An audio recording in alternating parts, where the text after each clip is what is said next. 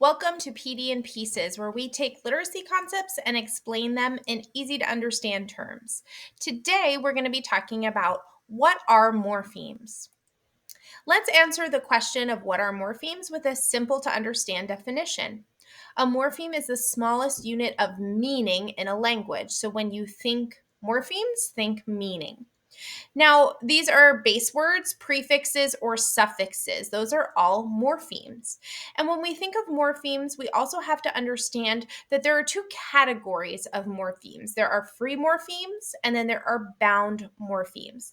So a free morpheme is a word that can stand alone, like the word dog or the. A bound morpheme, though, is a word part that must be connected to another morpheme or another word part. So, for example, the Latin base rupt or maybe a Greek base logi, those need to be combined with another morpheme. It needs to be bound to another morpheme in order to create a real word. So here we have the base word rupt, which we can add a prefix to, erupt, to make a word, or we could add a suffix to, rupture, to create a word. We have the suffix ed, which can be added to a base word in order to create a new word and show past tense meaning.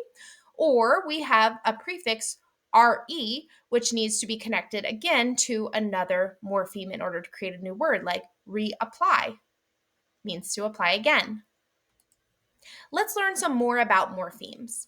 What's important to know is that morphemes add or change the meaning of words. So, for example, the free morpheme dog, it has meaning. You can see here a picture of a dog. And now, when we take that word and we add a new morpheme to it, we add the suffix s, that new little word part, it changes the meaning. It turns it from singular to plural. And we now have a different picture in our mind when we think of the word dogs.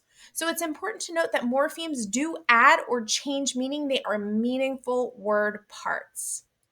So now that you know what morphemes are, let's have some practical application. Let's look at words and try to identify the individual morphemes which add to the word's overall meaning, okay? So we already talked about the word dogs. In this word, we have two morphemes, the base word dog and then the suffix S. Each one of those are meaningful word parts and add to the overall meaning of the word dogs.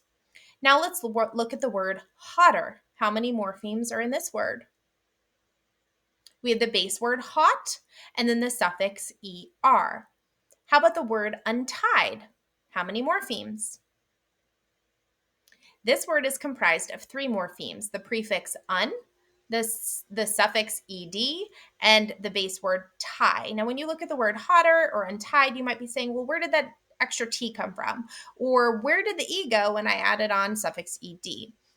It's important that you understand and learn and teach your students about suffix spelling rules. So you can watch our videos on the dropping rule or the changing rule or the doubling rule. Those are important to understand as well so that kids can spell these words accurately. Let's look at the word eruption. How many morphemes are found in this word? We have three morphemes. This is a word that is comprised of the prefix e, the Latin base rupt, and then the suffix ion. And then finally, look at the word deconstruct. How many morphemes are in this word? We actually have three total in this word, and this is an interesting word. We have two prefixes in this word. So we have the prefix de, the prefix con, and then we have the Latin base struct, which means to build, okay? So all of these are really meaningful word parts that are added to change a word's overall meaning. So I hope you learned a lot all about morphemes today. Thank you so much for joining us and come back again soon.